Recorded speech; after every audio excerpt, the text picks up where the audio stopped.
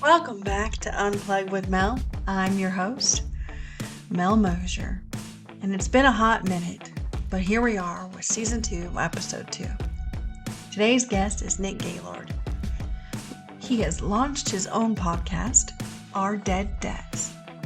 Nick's story is why he started a podcast, and it's on grief, focused on losing dads. It is both meaningful and enlightening to hear Nick talk about his passion on just opening up and dealing with grief in the way that we're supposed to. As each interview progresses, Nick has discovered his podcast is growing in ways he hadn't expected, including having me as a guest, where I share not just about losing my dad, but bits of my story too. Nick is based in Florida with his lovely wife and a feisty cat. He's worked in the pharmaceutical industry until this year. Now he's leading the charge to end the stigma around grief, especially for men. Tune into this powerful episode. Don't want to miss it.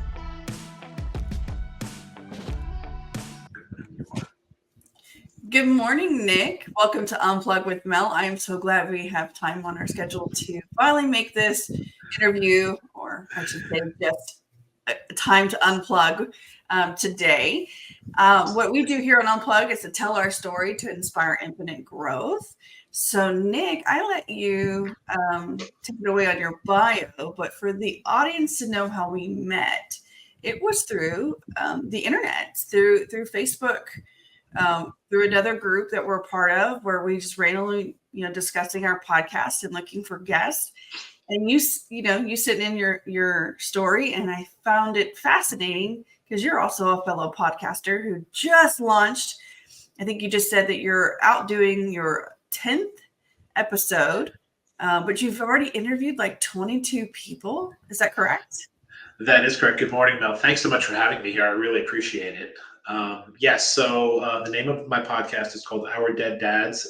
I began prepping for this probably early February. I took a podcast building class and ended up doing the full launch in June. I kind of did a soft launch I think it was the end of April, beginning of May, just to kind of get an intro out there and just start making people aware that, hey, this is coming. So keep it on your radar. And then the first 3 episodes all launched on June 18th. So now, and yes, by the way, to follow up on what you said. Yes, we did meet in a Facebook group, and there are so many podcasting groups, and that is where we met. And I'm so glad that we did. So for for this podcast, as I said, the first 3 episodes launched on June 18th. The podcast is centered around grief. It is the mission of the podcast is to normalize having conversations of grief and trauma and loss and processing all of it and moving forward. I started this based on my experience of what I went through when I lost my dad 3 and change years ago. Now, we had a very complicated relationship. It was not the best relationship at all. I'm the oldest of his 7 children. He was married, divorced 5 times. It was quite an adventure growing up and living with him. After he died, initially, I found myself very relieved that he was gone. Relieved in 2 ways. I was relieved that his physical pain was over because he was in a lot of physical pain and he was in bad health for many years. And I was glad that that was just over. But also, my brothers and I had basically become his caretakers for several years, partially because he couldn't do certain things and also because he just wouldn't do certain things. And I was just relieved that it was finally done. Again, there's a lot more to go into. If anybody would love to hear the story, please go search for Our Dead Dads on any platform that you listen to, and you can hear all about it. My story is episode number 1, so we jump right into the meat of it early. But after a few months of him being gone, I kind of went from relieved to finding that I still had a lot of unprocessed anger toward him. A lot of things that never would have changed if he had lived another 25 years, but also issues that were just never fully resolved. And of course, I'm having kind of angry conversations with myself because he's not here. And I was starting to get really irritable. I was starting to snap at people, snapping at my wife. And she's the first one that initially said, you need to talk to somebody. She knew what was going on. And so she was right. And so I did. I found a therapist, and we had weekly conversations for about 6 months. This started, I'd say, about September, October-ish of 2021. Mm-hmm. Went on until the spring of 2022. And at the end of those 6 months, I will never use the word cured, but I will say that I was in a much better place with my grief and with all the feelings that I was having. And yes, for anybody who thinks it might seem a little bit weird, it is absolutely possible to have grief dealing with the loss of someone that you did not have the best relationship with. It doesn't all have to be about warm and fuzzy and loving stories and you miss them and you're so sad. That's a big part of it as well. But grief is there for everybody. Grief is a real thing for everyone who experiences a loss. And so after I got through my experience with therapy, I just kind of continued moving forward. But I was also in a place where I was no longer angry with him, which I was very happy about because I was angry with him for a very long time, even before he died. And I'm glad that I was able to kind of put that in a place where I wasn't dealing with that anymore. And I still do not deal with anger toward him. And I don't want to say that I don't deal with it. I don't experience it. I've been able to put it all in a place excuse me, where I'm just not angry. I understand what our relationship was. I understand all of it.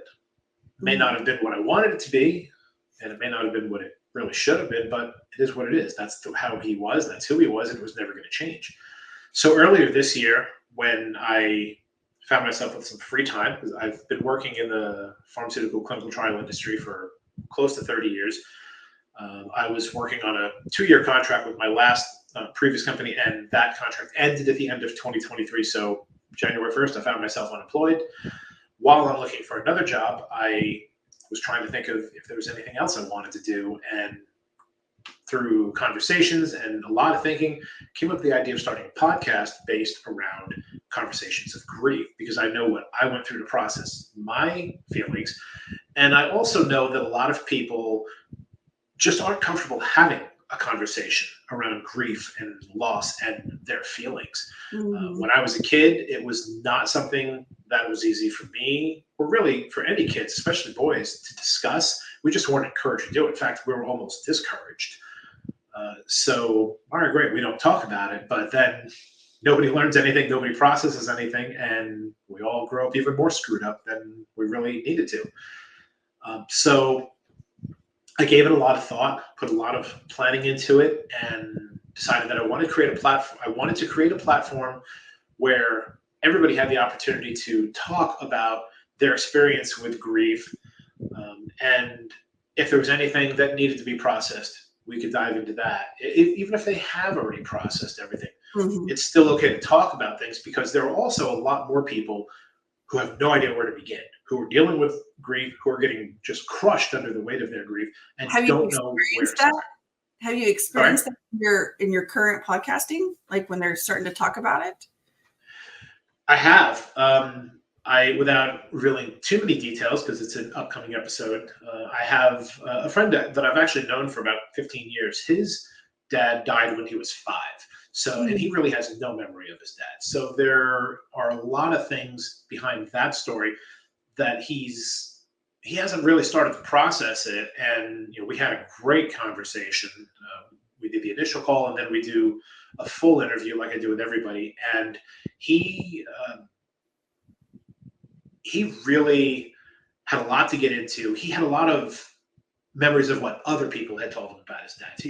Everybody told him that his dad was just an amazing guy, would do anything for anybody, the kind of give the shirt off his back type of person. And unfortunately, he passed. His dad passed when he was 5. So the only memories that he has are pictures or what everybody else is telling him. So he doesn't have anything of his own. And we got into a lot of it. And it was, like I said, it was an amazing conversation. And this was really the first time that he dove that deep into it. And then something which, quite honestly, for me, validates everything about why I'm doing this podcast. Several days after the interview, and I I did post this on Facebook. I didn't say at the time who it was coming from, but it was coming from him. He sent me a text one morning and said that he had a dream about his dad the night before. And he said he had never had a dream about his dad. And his dad told him in the dream that he loved him. He was proud of him about everything that he's doing in life, about being a great man, a great husband, and just that he was so proud of him. And he hugged him. And then he said he woke up from the dream like, holy crap, what just happened? Like, he said it felt so real, and he had no idea what was going on. But he realized that was, I guess that was his dad coming to him.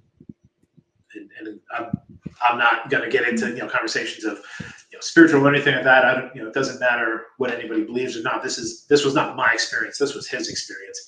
But the great part about it was he told me about it, and he thanked me profusely for having the conversation, having the interview with him, because it, I guess, gave him some ease, some peace of mind that he is a great person, that his dad would have been proud of him, that if his dad from wherever he may be is watching him, he's proud of him. And he said that just gave him such a great feeling. And again, it was something that he had never had happen to him. He never dreamt about his dad, couldn't explain it, but it made him feel really great. And so I'm so happy that I was able to give him that experience through our interview. You're creating something very raw and personal in this. And what it does is it, just like you said in yours, you realized you were having these angry issues, and now you've worked them through by telling your story about your dad and being honest about who he was and what happened there. And all emotions with our parents, right? Like all absolutely. of them. The entire gauntlet of emotions. Yeah. Good, bad, and ugly. Whether they're healthy or not healthy, or just who they were as their personality, it affects the children in different ways. And so when they pass on, we don't realize the depth of that. I know when my dad passed away, I kept it to the chest, and I know I went through a period of depression, and it's part of my story in that, because I didn't realize how his death was going to affect me the way it did. Right. I was kind of blindsided. And it's something that's not in a parenting manual. It's not in a children's book to how do you handle when they're gone type of thing. Everyone's journey is different. So what you're creating is something very authentic, very organic, and it lets it go the way it needs to go. And I can see how he would reach out to you afterwards, like he got some piece of closure there. Definitely. And again, this is a guy that I've known for 15 years. I've known him and his wife. I actually met them when we were living in New York, when we were living on Long Island. At that time, I had another business going. I had created a side business of wedding photography, and I was their wedding photographer. And it just ended up that after the wedding, the two of them and myself and my wife, we just all became great friends, and we have been ever since.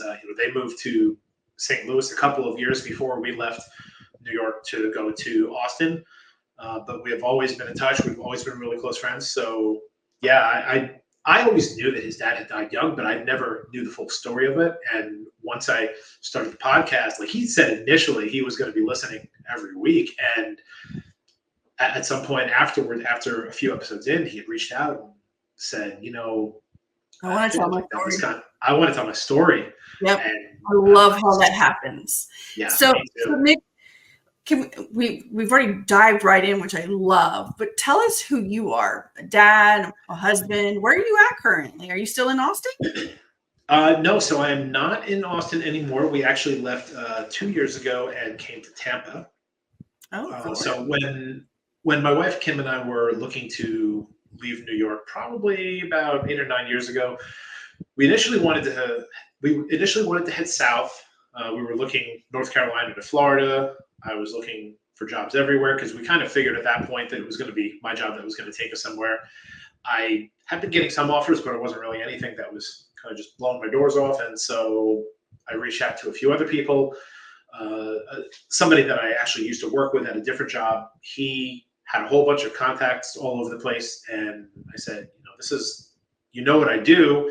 I said, we're looking to move south. Do you know of any companies that might be of interest that might be able to use my experience? And he said, I know the perfect company, but it's nowhere close to where you're looking. And I said, well, where is it? He said, it's in Austin. And I said, Austin, Texas? He said, do you know another one? I said, nope. And he said, good, because that's where it is. It was, as I said before, I've been in the pharma clinical trial industry. This was a small company just outside of Austin, Texas, that they package and label clinical trial drugs. And so I had actually met the owner previously.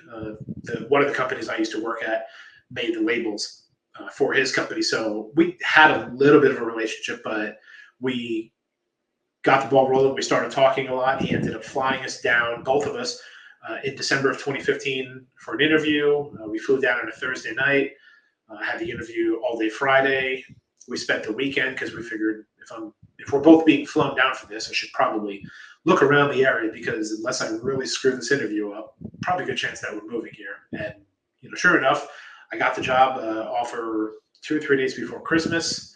Accepted it. We sold the house, moved to Texas. But yeah, now 6 years later, we kind of took advantage of the crazy real estate market in Texas. We sold our house and we moved to Tampa. We really wanted to be. There were a lot of things we loved about Texas, but we really wanted to be closer to the beach. 2 kids from Long Island, 20, 30 minutes away from any beach. And where we were just outside of Austin, it was 3 hours, whether we went to Rockport or Houston, Galveston, Corpus, Port Aransas, anywhere. It was always a 3-hour drive. So it was basically a full day commitment anytime we wanted to go to the beach, which means we also didn't do it that often. My new job was working remote, so we took the opportunity. We moved to Tampa, and now we started with an apartment. We bought a house a little over a year ago, and we're absolutely loving it. So yes, I am. Excuse me. I'm still dealing with a little bit of leftover throat thing. I don't know. I've been dealing with the summer cold that everybody else has been dealing with. So apologies for how I sound. So I am married. We've been married for a little over 18 years. We do not have any human children, but we do have a cat who has appeared multiple times on my personal and podcast social media page. She is even the cover picture for one of the bonus episodes that I did. And she's an 18-year-old calico cat. Her name is Maxie. She is a beast, and she is full of life. She's so happy. She's such a good cat. And yeah, we're just totally obsessed with her. She pretty much runs the house. We have a little sign on our front table by the front door where it says, it's the cat's house. We just paid the mortgage, and it's absolutely true. She runs the show. I love that. Cats do that. Cats do that. Yeah, they definitely do. But yeah, it's just the 3 of us. Well, we call her a 0.1 because she's tiny, so we're the 2.1. So yeah, it's just us.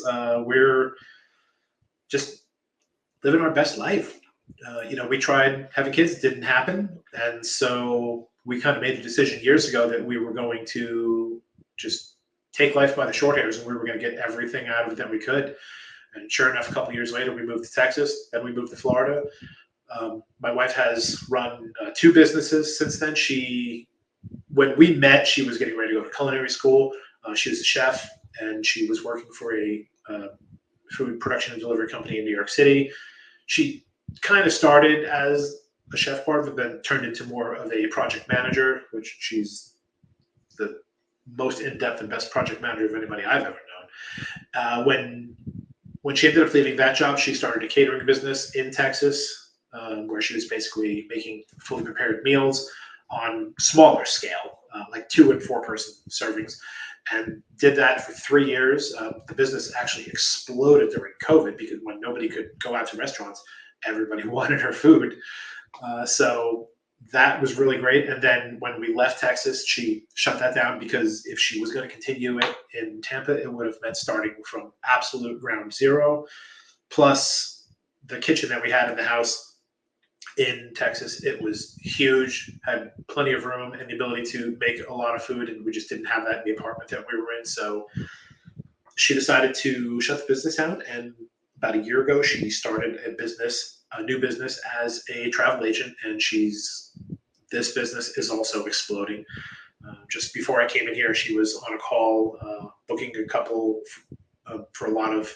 They've already booked the trip, but she's helping out in this case with excursions and things to do. They're going to Paris soon, so she's been working on so many things, and it'll be after the Olympics. They're not going to be going during the Olympics, but she is loving what she's doing. If anybody is interested, if you listen to my podcast, you will hear all about her on there. So yeah, I love it. It's amazing. In this, we gathered a lot of info so far with your family and, launching the podcast. Our first real question in diving into telling your story to inspire infinite growth is, from, setbacks to comebacks, like where is the starting point in your story where you realize that you're stuck and this is how you got out of it? Or, about moving around, what's a pivotal moment in your life where you're like, okay, I gotta work on something here.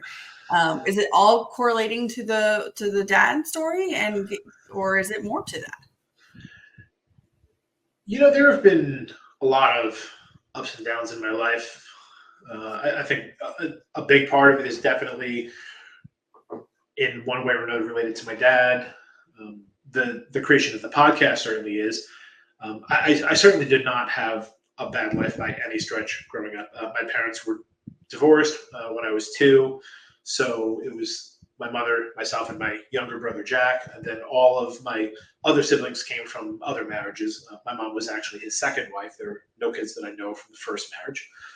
So that's why I always kind of jokingly say in my podcast that I'm the oldest of 7 that I know of. I had a wonderful family, had a good experience growing up. I went to college to become a meteorologist. That did not work out. So obviously I was a little bit bummed about that. I've always had a love and an obsession with meteorology. My dad got me into that with weather. And I was a little bit bummed that didn't work out, but went home, kind of took a little bit of a break from school, just started working. And then probably like 6 months later is when I got in my first job in the pharmaceutical industry. And I also had the idea about being a math teacher. I have always been not quite Rain Man level, but pretty damn good with numbers. And I've also enjoyed teaching. I've also enjoyed just mentoring people and helping people. And so I wanted to become a math teacher. I wanted to teach like junior high school level, 7th, 8th, 9th grade. Unfortunately, that didn't work out because thanks to the New York State Board of Education or whatever the requirements are, there were a lot of classes that I needed to take just to teach 8th and 9th grade level math, which are classes that wouldn't really have anything to do with junior high or high school level. But the requirements were what they were. At a certain point, I think it was probably Calculus 3 where I ran into a lot of problems and it just wasn't working out. And so I just ended up finishing my degree, and it was only an associate's degree, but I finished it. And of course, I'm like, all right, now what am I going to do? By this point, I was already several years deep into the pharma industry, so I just kind of kept on working. I did have a lot of struggles with work, not struggles with my job per se. I've always did a great job. I worked for good companies. I had great colleagues and bosses and mentors. But the issue that I had was I was always told by a lot of people, by a lot of other jobs that I interviewed for positions with, that because I didn't have a 4-year degree, I was never really going to go anywhere. I was just told I'm not going to be anything beyond a supervisor level. Nobody's going to give me a manager role with only a 2-year degree. And it really pissed me off a lot.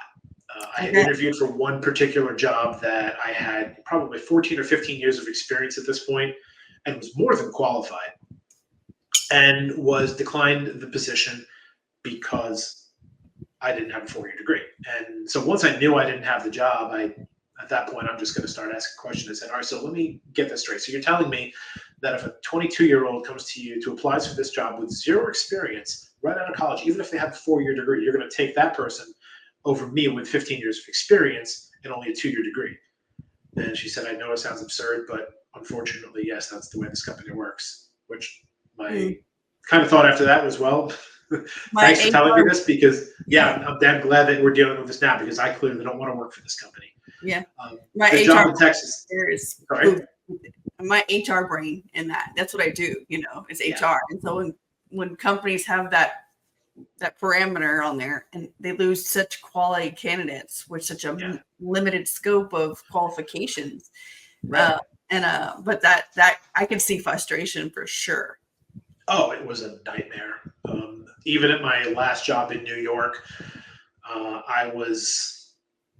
I had interviewed for 2 manager level positions. Now, this company I had started working for in the late 90s. I worked there for about 8 years. I went to a competitor for about 6 years, and then I actually went back for 3 more. So on my second stint with the company, I had applied for a position, the manager of the department I was working in. Now, the previous manager, she had left on medical leave, and she ended up not coming back. And I was basically running the show for, 5-6 months in her absence. The department was more productive than it had ever been. Things were just running. You want to talk about a well-oiled machine. It was absolutely the case. And then they decided they wanted to officially recreate a position of manager. And so, of course, I interviewed for it, and I found out, this was, now I'm just remembering this. This was kind of a joke. I found out an hour before I was going on vacation that I wasn't getting the job. They ended up going with somebody from outside who had more experience. And I said, are you kidding me? Like, I've been running this department for 6 months. Like, how much actual more experience do I need? And he said, I'm sorry. It's, multiple people have had the hand in the decision. This is the decision. So I said, okay, fine. And I ended up basically, I think at that point I said, all right, I'm done for the day. I'm leaving. I'm going to go on my vacation, and I'll see you when I get back. And so I left, a few hours early, but I just went. I tried not to think about it, but of course I was really not happy at all. There was another manager position, probably about 6 months later, applied for it, and for different reasons, did not get that one either. And so that was a big part of what was just motivating us to get the hell out of there and get off Long Island, because it was clear that I wasn't going to find anything. And so that's when I really started digging in. And then the first position that I had in Texas was a manager level position. It was a production manager, basically working with the packaging and labeling team that was packaging up the drugs. Even though my previous experience had been all quality assurance, my former boss had hired me. The owner of the company said he was hiring me for this role, but it was also based on my quality experience, because he pretty much needed somebody who could come in and shape the department up, teach the folks that were in there who were it was a relatively young group. He said he needs someone to come in and teach them everything they need to know about this. And I did. I was there for about 4.5 years, and then I moved on. At a certain point, the company had been sold, and I wasn't really loving it anymore. I found a new position, actually during the beginning of COVID.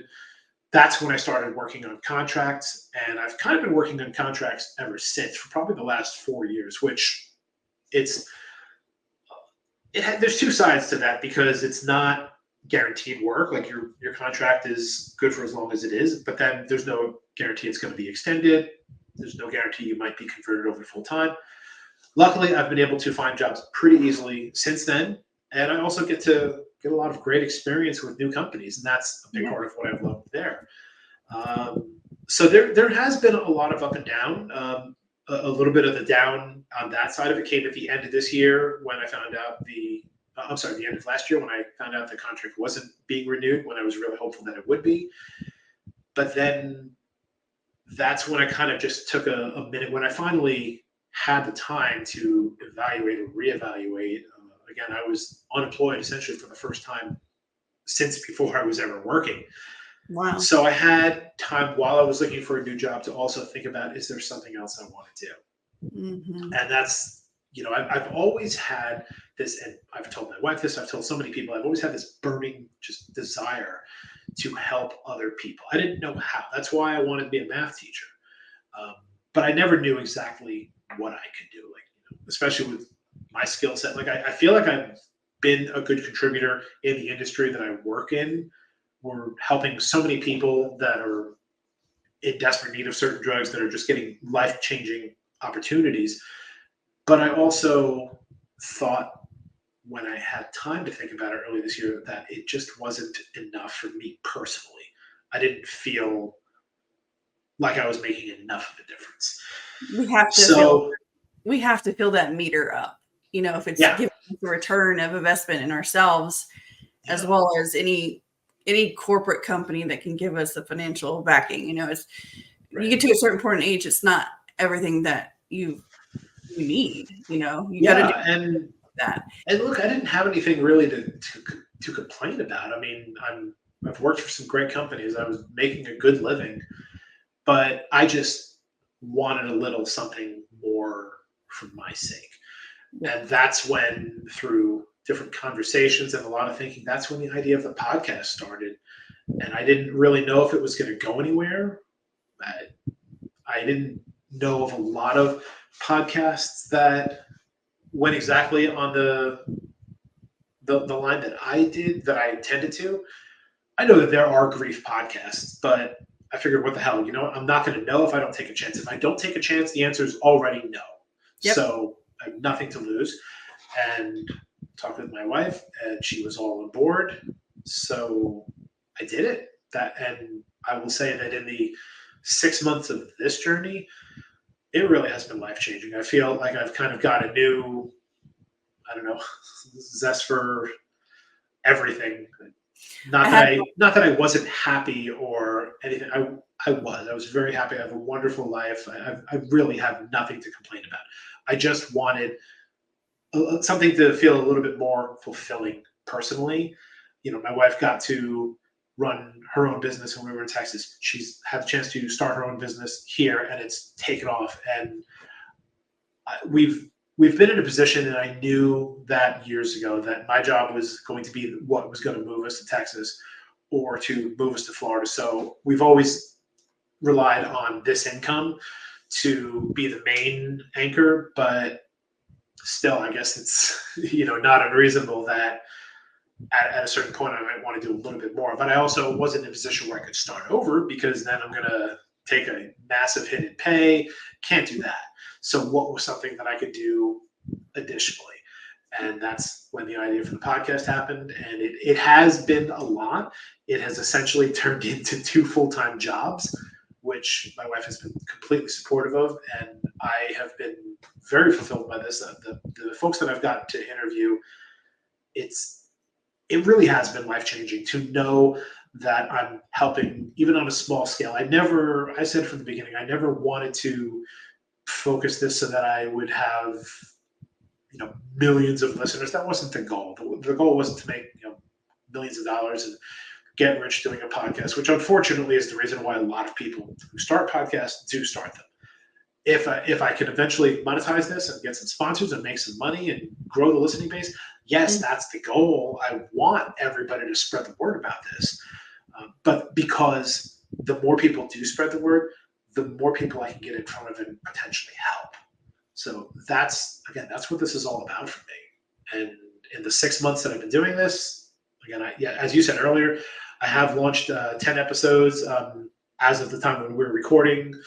I have completed 22 interviews. I have guests lined up through episode 36, which will basically take me, I think, into early March of 2025, along the idea of releasing 1 episode per week. So it's been overwhelming in all of the best ways. I didn't think that this was going to take off as quickly as it has. I think that's a key point. I'm so grateful. Yeah, that's a key point, and you've answered several of the questions that we haven't even, put out there. But just hearing you talk, I have a dear friend. He's wrote a book on living a life of significance, the purpose drive. Right. What's your purpose? What's your drive?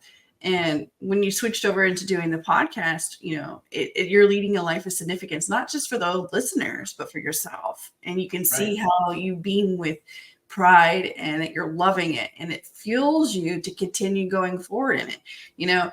We see it all the time. If you're even in a main job and you're just doing it because it's a job, well, you're not really leading a life of significance. And that's what kind of weighs you down.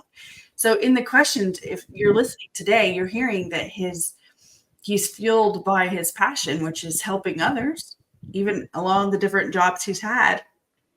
And a key point in this is, when you decided to go into this podcast, you went all in. You didn't go in with your little toes and just like, nope, you went all in. You created it. You got guests. You were humble in what you were doing here. You knew that by talking with grief, I think too, you're the first one that's like, we have an endless amount of time to record. No rush, type of thing. Like, let it out. And when you allow that to happen to someone's story in grief, just watch what can happen, because they don't even know themselves what they're really talking about. I know when I decided to sign up for your podcast, it took me a minute because I had not told my story about my life, and he has been gone from this earth since late 2018. And I think I remember filling out that form. I don't care if he picks me or not. Like, I'm good. It's probably something I should do, but I don't have to. Like, I was lukewarm in it. Like me. When you reached out after I gave a little prelim of my story, you're like, yeah, you need to be on my podcast. And I was like, okay. On the other end of things, what you're creating there is now there's no more excuses. We need to get this off our chest. We need to get it out and then start to heal in different ways. I mean, not to say that I was better, since 2018, but I didn't realize that by not speaking about it, I was doing more harm than good. Or even admitting that from a guy that most people aren't missing, and I probably shouldn't miss. I do. Which should have been, which should have been. And so along this way, when you were sitting at a table talking with your friends and your mentors and even your beautiful wife, at a certain point, that they're encouraging you, to feel your passion. So let's talk about that. Let's talk about who influenced your life as mentors, or just your hype team, even your brother. I believe you have because you're oldest of 7 siblings. How do they feel about you getting on the podcast and talking about your own dad? So, well, I will say at this point, I actually just interviewed a few days ago, my youngest sister, who will be coming. Her show will be dropping. It's probably going to be a couple of months or so. I have interviewed my 3 brothers. I have one sister that I do not have contact with, and I have another one that does not want to be on the show. So at this point, I've basically had the conversations with all the siblings that I'm going to have. And there will probably be more episodes with them, but we have covered the bases of all the siblings. They have been incredibly supportive of what I'm trying to do.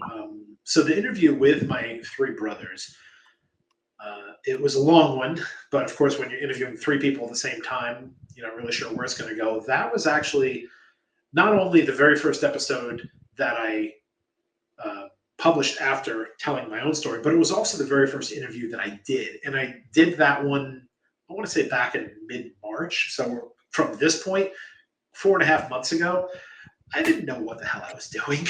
I had never interviewed anybody on that kind of level. So we just kind of took it and ran with it. And it ended up being a great episode. And I got them to open up about a lot of things that I wasn't sure that they were going to. And they all said at the end, it was a great experience. They thanked me for doing it. And they said that they felt better afterwards. So right there was kind of the beginning of, we might be onto something. I've always been able to have conversations with my brothers, but we didn't, even with them, we never had a lot of this conversation around losing my dad. We talked about it, but we never got into this level of depth. So I think it was very necessary that we did. But I'm not going to ruin too much because, again, as I said, You have to go to the podcast, and everybody You has have to to go listen to the listen to it. episodes. They have been unbelievably supportive. The three of my lifelong friends who were actually interviewed in episode 3, they have also lost their dads. The 7 of us have been a very tight group for a while, for years. I've known these 3 guys since junior high school, so I was probably 11 or 12 when we met. And we all give each other an endless amount of crap about everything because, we can. But they have also been 100% supportive of this. They were fully supportive when I said I wanted to interview them. They were great. They always have been. They have definitely been some of my biggest supporters. My wife has obviously been my biggest supporter. My mom, my family, everyone has never held me back and said, you can't do this, you shouldn't do this. Everybody has, at least in my personal life, has been very supportive. So I would easily say my family, my wife, have supported me, endlessly, and always given me the push to do whatever I wanted to do. And as far as in the professional world, I can't think of names specifically who I would want to narrow it down, but I've had a lot of bosses, a lot of colleagues, some that I've stayed in touch with long after leaving those jobs, just that have all been great influences on me. And there have been a few that were forgettable, some that I'm glad that I have moved on from working with them. There was one boss. They teach us so much. The ones that we want to move on, they teach us more than those that are great at it. They teach us who not to become. They do. And that's a lot of what I got from living as my father's son, is learning what to be and what not to be. And yeah, I definitely did get that in the professional environment as well. I still quote my very first boss in the pharma industry. I don't quote him by name, but I always say, like, my first boss told me this particular thing. I was 20 years old, barely had my feet wet in this industry, and he told me something that has stuck with me to this day. He said, if you have the opportunity to learn something, learn it. You don't know if you're going to be able to use it in a week, in a month, in 3 months, in 6 months, in a year, or maybe ever, for as long as you work at this job. But if you learn something and you absorb it, you hang on to it, at some point it's likely that it's going to come in handy. You never know when, but it's always a great thing to just keep learning. Don't ever stop. And that really resonated with me. That kind of got me to, not that I wasn't already, but that really got me to take my first job seriously and to focus on everything that I needed to focus on, to literally learn as much as I could. And I mean, that was, it wasn't like I was making great money then. I think I was making like $8.50 an hour at that job in like 1997 or whatever it was. But it wasn't about the money at that point. It was about the pride in what I was doing.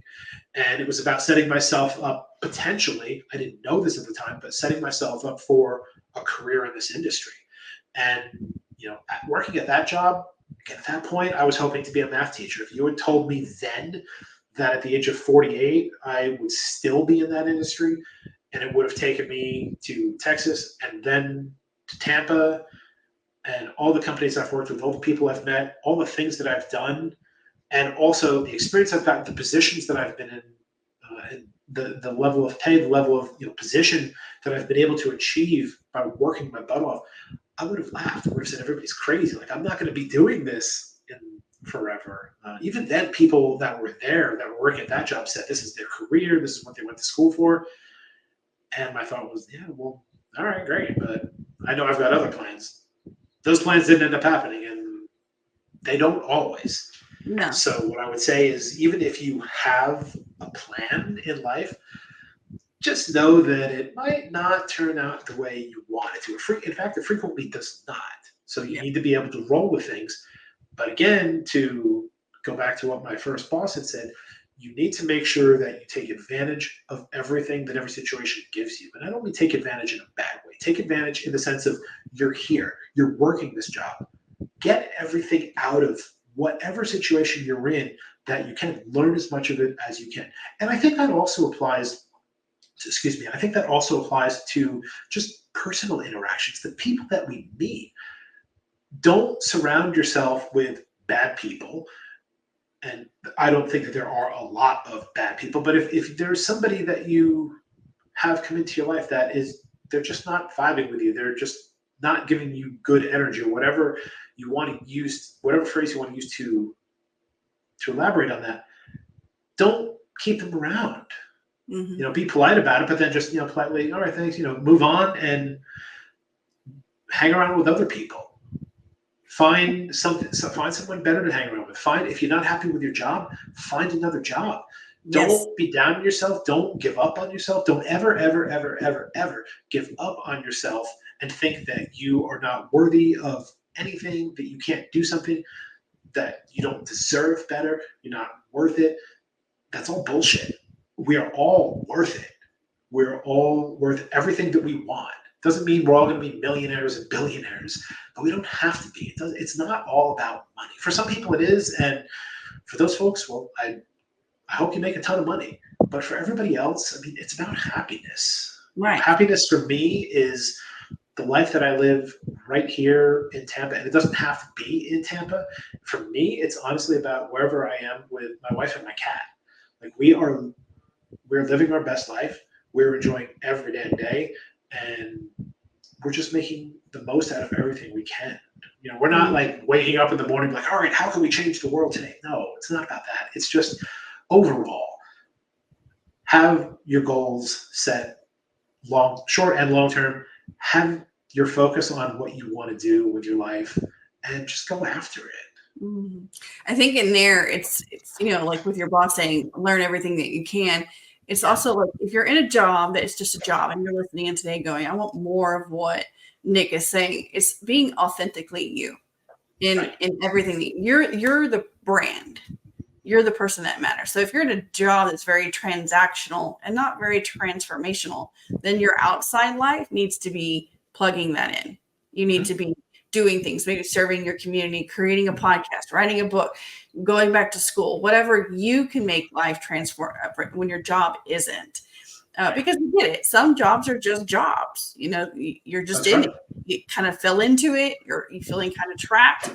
But you're the only key that can change that, whether you do go look for something that fuels your passion. Maybe podcasting's not it. Maybe it's joining the gym. Maybe it's volunteering at a children's community center. I met a guy he just was like a day-to-day guy worker. I don't even remember what he did because it wasn't who he was. But in every community project in town, he was there with like Habitat for Humanity, the food drives, the school supply drives. I saw that man everywhere. He chose the job that he was in because it gave him that freedom to know that he was off the clock and he could volunteer for these things. He didn't need overtime. He didn't need to work the weekends. He needed to be available for his community. And before time frame came around, he was serving the community on the city council. Yeah. He wasn't even a political man. He just knew how it worked and what the community needed. Right. So if you're listening in today, it's going all in whatever you want it to be. And only you have that control of creating it for yourself because jobs are jobs, bosses are bosses. The economy is the economy, so maybe you can't float yourself creating something new. But if you just have that idea and you continue to make changes to get that idea into a project, then before you know it, you're on episode 11 of a podcast, right, Nick? Exactly. I've loved our time, and you've already kind of talked about like a few quotes or wisdom nuggets to give out to our audience. But besides what you've learned from your bosses and stuff, is there a quote, or maybe it's just a little, nugget that you would want the listeners to hear today to encourage them to go after it for themselves? Go after what makes you, I don't know if this is, a specific quote. I'm just kind of going to say this. Go after what makes you happy in life, in overall life, in the moment, for the day, for the week. Again, don't surround yourself with bad people. Be very careful. I think you should be very careful who you surround yourself with, because there are a lot of people that are here to help us. And there are a lot of people that are here to take advantage of us. There was a TV show, what was it called? It was called Sports Night. And I know this because a lot of The West Wing is one of my favorite TV shows, and a lot of people that worked on The West Wing also worked on Sports Night. It's an Aaron Sorkin show, and there was one particular conversation. I want to say it was in the third or the fourth episode of that show. It was who was it? It was Robert Guillaume from the '80s show Benson. He was the one who said this. He said, "When you're dumb, you surround yourself with smart people. When you're smart, you surround yourself with smart people who disagree with you." And I think you need to do that because it will make them a better person and will make you a better person. So surround yourself with great people. And sometimes it's okay to have conversations where you disagree with someone. Don't use it as a fight. And I think we do that way too often in this day when it comes to especially the two biggest hot button issues that we know of, and thanks to social media, are religion and politics. Nobody can have a conversation about that anymore. Everything is a damn fight, and it really doesn't have to be. It's okay to disagree with people. And if you disagree, big deal. Don't use it as I'm right, you're wrong. Rather, have a conversation, and if you're going to disagree, okay, great. Maybe try to listen to the person, and hopefully the other person will listen to you, and have a conversation and understand where you're coming from. It doesn't have to be about, Mel, I'm going to convince you that what I believe in is right and what you believe in is all wrong, or vice versa. It's not about that. And when people get to that level, honestly, those are the kind of people that I really don't ever want to be around, because they're very one-sided in their thoughts and they're not going to provide a lot of benefit. Personally, we need to grow, and we need to help each other grow and not use each other as stepping stones for our own growth. Just surround yourself with good people. Do what makes you happy. If you don't know what makes you happy, then think about it. Have conversations. You don't have to have the answers to everything, but just spend a little bit of time to think about it, or you never know how it's going to come up. Like with me, with the podcast, 8 months ago, 10 months ago, a year, I didn't think I was going to be doing a podcast. I was busy working my last job. It didn't happen for me until I found myself unemployed and actually had time to think about it. But I also had an experience, namely the grief that I went through with my dad after losing him and what became of that afterwards. It's not something that I thought at the time, I'm going to hang on to this and I'm going to use this as a podcast one day. I mean, I've been listening to podcasts for 10 years, but I never had the really serious idea about doing one. But I also realized that when I went to start this one, I even used that as information of what to do and what not to do. I kind of thought back to all the things that I've heard that I really enjoyed, some of the things that I heard that I didn't enjoy so much. And that's an example of learning everything you can. I didn't realize I was doing it, but I did. I was, unknowingly holding on to information for later on. So it doesn't have to be something, if you want to change your career, you want to change your personal life or somebody else's, it doesn't have to be something that you've put years of thought into and you have this grand plan. It could be something that you never would have even thought of. Yeah. It's one step in front of the other. Exactly. Left foot, right foot. That's all it is. That's all it is. What if somebody did create a podcast that was a similar idea to you? What if somebody thought they did do a little bit better? Who cares? You said it. It wasn't until I reached out to my own super fans, I guess you'd call them, that they were like, "No, Mel, we would totally listen to that. Not only that, we would be a guest on that." I'm like, "You would?" It was just crazy that when you start to verbalize your dream or your passion, or even just an idea that you have, because mine was just an idea at the time. They were the ones that fueled the flame. And they were the ones that said, "Hey, how are you doing on this?" They would hold me accountable. Like, "Have you gotten the microphone? Have you gotten the webcam? Have you?" And I'm like, "Okay, I'll get on it," And yes, that like that new kids movie Emotions or Inside Out. I'm so all of them all the time in my brain.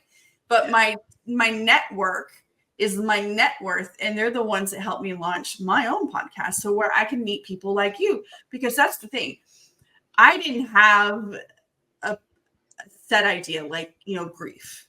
I had it where it's just because somehow in my trajectory of life, I have been blessed by meeting the most interesting people, and their stories have motivated me to continue on, because I had suffered from depression for so long, and it would go, I'm gravy, and then one thing come into my life, and I'm like, you know what, I'm just going to end it all.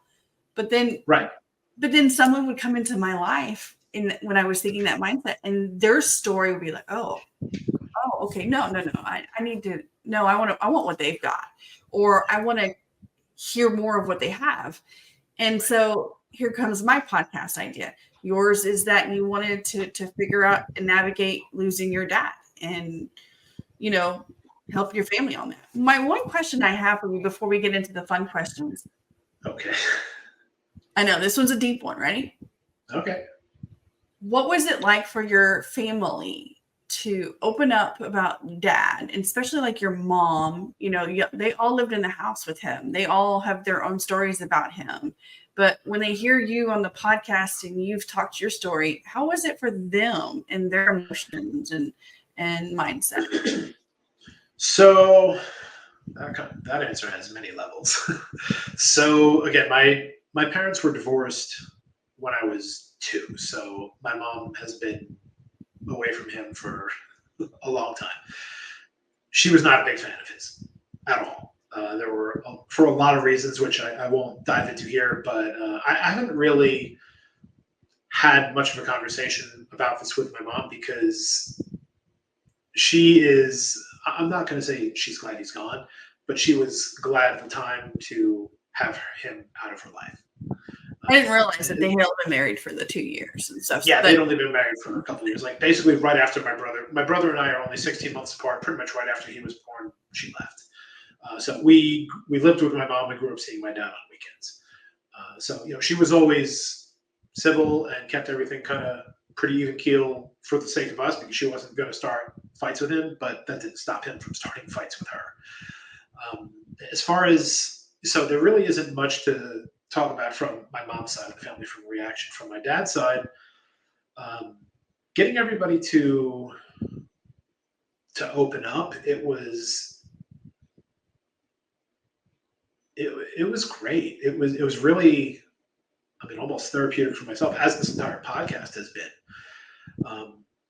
As I said earlier, they didn't realize how much they needed it. We all, and like the conversations with my brothers and with my sister, we all got into a lot of the things about what we liked about my dad, what we didn't like about my dad. There was more of that than the first.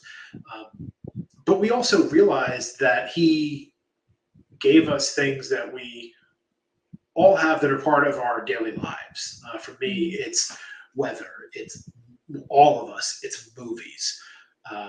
Most of us, it's baseball. All of us, it's professional wrestling. We have been. I remember watching wrestling before Hulk Hogan won his first championship.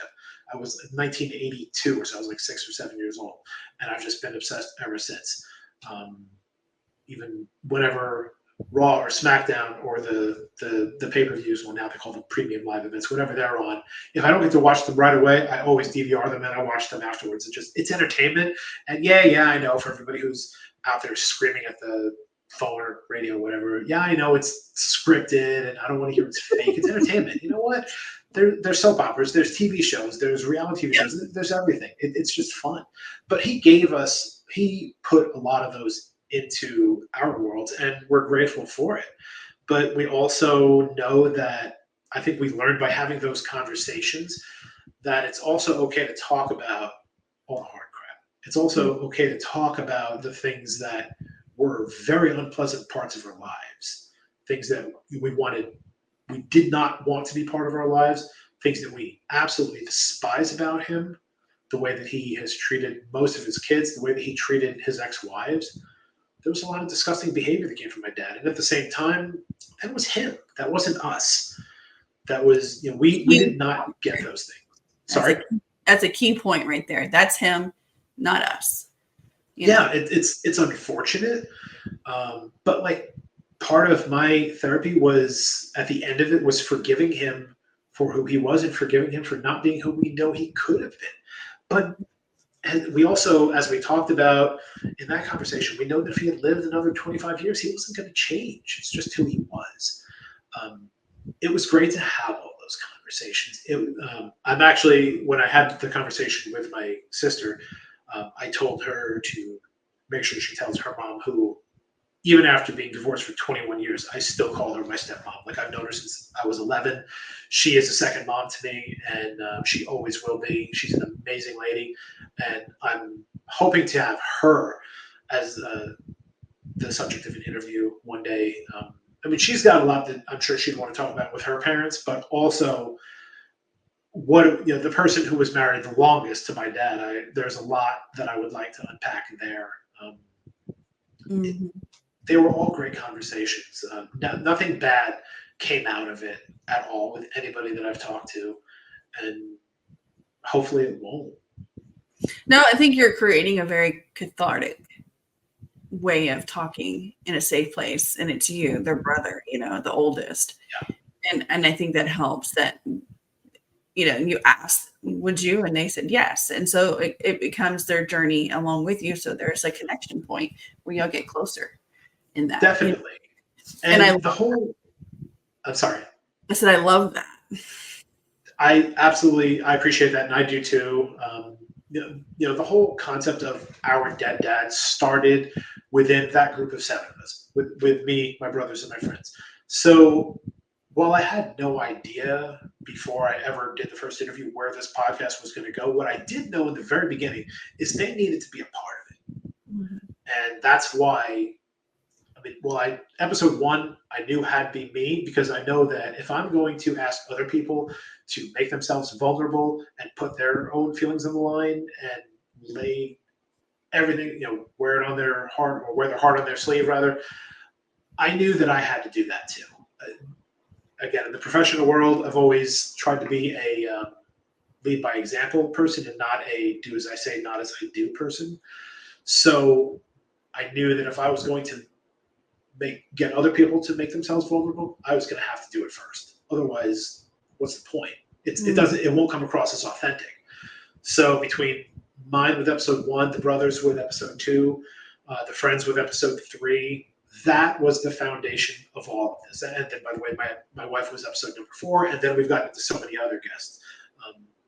This is really starting to take a life on of its own. And you mentioned a safe space before. I've talked about that. That's exactly what I'm trying to do. I'm trying to create a safe space for anybody who wants it. There's 2 groups of people that I'm really looking to get after to have on the show. The first one is anybody who has a story that they are willing to tell about how they processed their grief, how they got through all the hard crap in their lives, and just go through the details.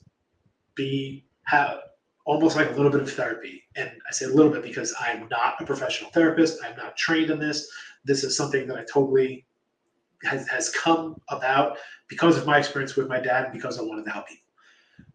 So the second group of people that I'm looking to find and to bring into the show is the people who have also been through just as much as the rest of us, but are either not willing to talk about it yet, or haven't started to talk about it, or don't know how to begin the conversation. The people that say therapy is not for me, people that say, oh, I don't want to burden anybody with my problems. Well, I got news for you, for every single person out there. You're not burdening anybody with anything that you're going through, that you've been through, or anything that you want to talk about. The only person you're burdening by saying nothing is yourself. I had a conversation with somebody recently, one of my guests, and she put it in probably the best way that I've heard of it. Yeah, she's older, she's more experienced. She's been doing this a long time. She spoke in front of a classroom, I think of like 6th or 7th graders, and one of the students had said, "If therapy is so effective, why does it hurt so much?" And the answer, she said, was, "Well, think about when you're not feeling well. You eat something bad, or you're sick or whatever. You feel like you're going to be sick. You feel like you're going to throw up, and you try to do everything you can to not have that happen, because nobody likes to throw up. I mean, it's a fact of life. Nobody likes to get sick. Mhm. So we try to just, whether think about something else or take deep breaths or whatever. And the more we try to push it down, sometimes it works, but not always. And the more you think about it, you try to just push it down. If it doesn't end up working, then you end up getting sick. And she asked the same student, she said, what happened? What's the first thing that happens after you throw up? And the kid said, you feel better. And she said, that's what therapy is. You have to go through the worst parts of any situation. You have to, whether talking about it or just facing it head on or just getting past that little piece, like getting sick, like vomiting. It feels horrible until it happens. But as soon as it happens, it's going to leave a bad taste in your mouth and it's just going to taste nasty. It's going to burn your throat. But a little while later, it will start to feel better. Mm-hmm. And that she was right. That really is what therapy is. And that's what it was for me. And that's what it has been for pretty much anybody that I've spoken with. The beginning of it sucks. And I will say this, if you're not willing to, whether you want to have a conversation with a therapist or whether you want to talk to me or you want to talk to Mel, if you're not willing to be totally open and honest and authentic, if you're going to try to hide stuff, don't even bother. Because you have to be real. You've got to, I'm not saying it's going to be easy, but if you're looking to get past a certain situation, you have to be prepared to lay it all on the line. And all in. All in. And if you have an ongoing session, conversation with a therapist, after the first time, the very first experience is going to suck a whole lot. But when you go home, I promise you're going to think, all right, I feel a little bit better. And then the next week, a little bit better. And then a little bit better. And it's just going to keep on going. That's what it's all about. Like if you don't, but you have to take that first step. You do. If you don't take that first step. Even if you go in there and you have a facade, yeah, you're hiding things. If and you keep going back, eventually the wall is going to crumble and it all will come out. And then the healing can begin. If you're going just to say you're going to therapy and it's some place card that people think you're working on yourself, but you're not actually getting into the meat of why you're there. Nope. Then you're not fixing anything. No, you're telling that throw up down and put a Band-Aid over it. It's not affecting me the way it affects other people. I'm sorry. I just thought of another quote from the TV show The West Wing. Martin Sheen played the president, and at one point he was dealing with some stuff, and you know what I'm talking about. He had the 2-hour session with a therapist, and at the end of it, the therapist, because Martin Sheen wasn't President Jed Bartlett, he wasn't willing to talk about a lot of stuff. It took some real poking and prodding. And at the end of the session, the therapist said, "It's your money. It's about to be my money, and I sleep just fine at night." Yep. So I kind of say that to everybody who is thinking about doing anything with therapy or talking, like, Mel and I have shows for free, so you can come on here, you can talk to us about it. But if you need to get more in depth, you need to talk to a therapist and do that. But know that if you don't open yourself up and if you're not willing to go all in, you're just wasting your time and your money. And they don't really care if you're wasting their time because they're getting paid for it. And they're going to only give you what you give back. Like if you're giving into them, then they can actually use their whole skill set to help you. If you're giving lukewarm responses or whatever, then they're going to be like, okay, figure it out yourself because you don't want to give me what I need. So I love that we just talked about reaching out, because if someone was listening in today, would get a hold of you? Is it through LinkedIn, through an email, through a website? What you got there, Nick? So I've got a little bit of everything. I've got Facebook, Instagram, Twitter, TikTok, LinkedIn, everything. The main username on any of them is at Our Dead Dads Pod. So you can go on to any of those. You can either search at Our Dead Dads Pod. You can search for Our Dead Dads Podcast. You can go to my website, which is ourdeaddads.com. If you are interested in being a guest, if you go to the Contact Us tab on the website, there's a little drop down. The first one will say be a guest. You can fill that form out. You can, because when you had done it, it was a different form, but now that the website is up, it's all through the website. You can fill the form out and send it in. I will read it and be in contact with you after that. If you know somebody who wants to possibly have a conversation, send them my way. You can listen to the podcast on any platform.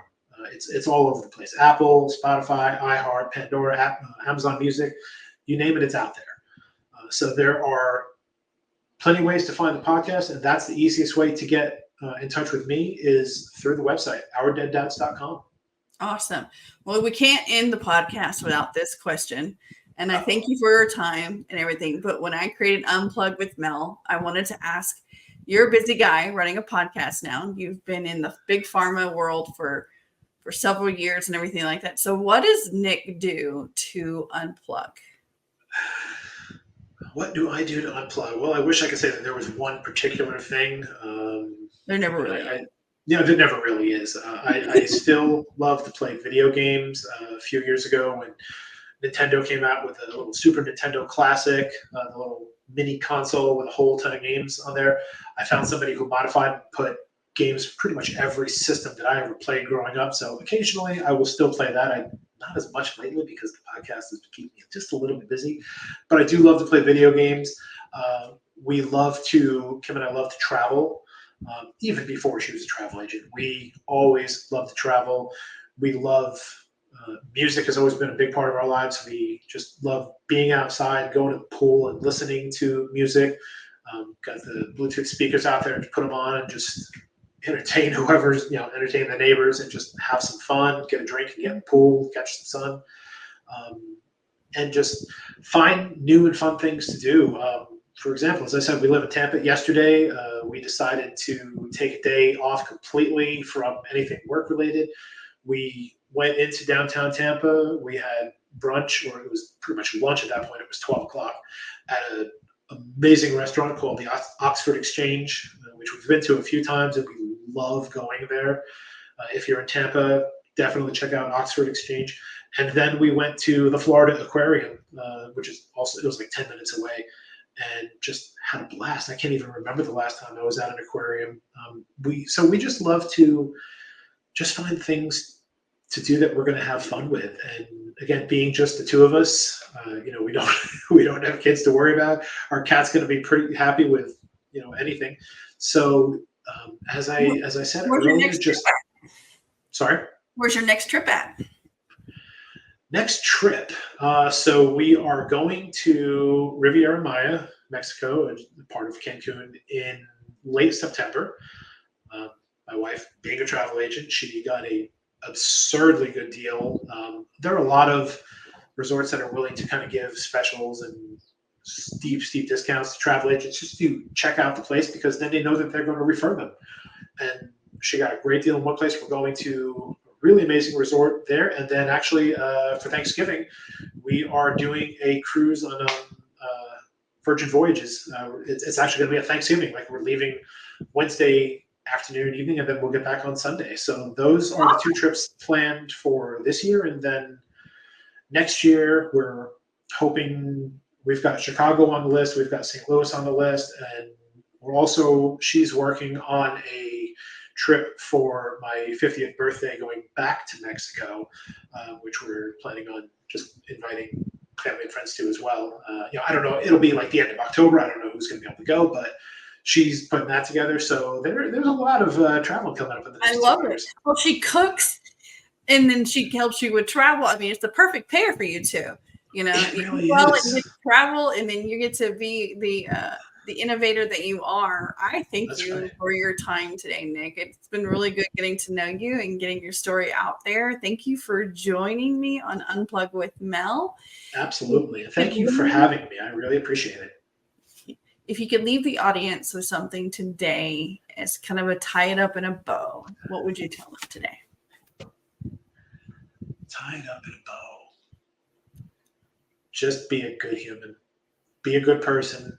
If you know somebody needs some help, even if you don't know if somebody needs some help, if you think somebody might be struggling with something, ask them if they're okay. Because you don't know what kind of a difference you're going to make. Again, if you don't say anything, nothing's going to change. But if you think somebody might not be having the best day, reach out to them. And even if you are just going about your daily business and your daily life and nobody seems to be having a bad day, there are plenty of things that you could do to just change the world. Just smile, be happy, hold the door for somebody.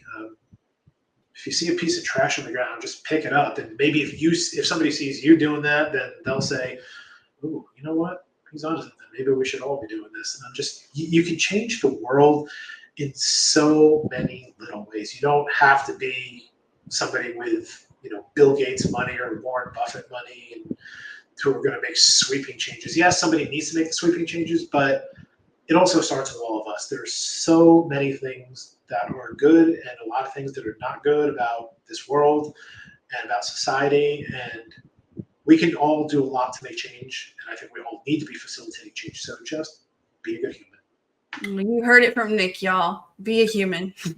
Be a human being. You think it's a really simple idea, but yet so many times we see people not being kind and everything. Well, if you want to reach out to Nick, he's given up. I'll put it down here below in the notes to reach out to him via all his platforms. I'll list his website. If you want to be a guest or someone that should be a guest, feel free to reach out to Nick. Nick, I thank you for our time. It's been wonderful. It has. Thank you so much, Mel. It's been a pleasure doing this and being on your show. And I'm honored. I hope that your listeners were able to get something out of this. Don't cringe when they hear what we're going to be talking about. Yeah. Well, grief is not as taboo as it once was. And I will lean on this part at the end that if you're a guy right now that's struggling with any mental health, with grief, with whatever, this is the podcast to go listen to. He takes the stigma away from the men who have been told all their life to be quiet and not to let their feelings and emotions out. Change happens when men are allowed to do the same as women. And I firmly believe in that. I think it's easier for a woman to be in that category, to let it all out, to heal and stuff. But men have a different way of bottling their emotions, probably from how they were raised. Boys don't cry. Boys don't have to. And so Nick has been a great mentor in that for me to learn on the men's side of things. So if you're struggling with that today, whether it's not just grief in a sense, but if it's PTSD, it's a horrible divorce, it's custody battles with your kids, whatever you're grieving for, you reach out to Nick and he will have resources available to you as well as talking with you, because it's okay not to be okay, and we'll sit with you. Right, Nick? 100%. Couldn't have said better. Thank you guys for joining Unplug with Mel.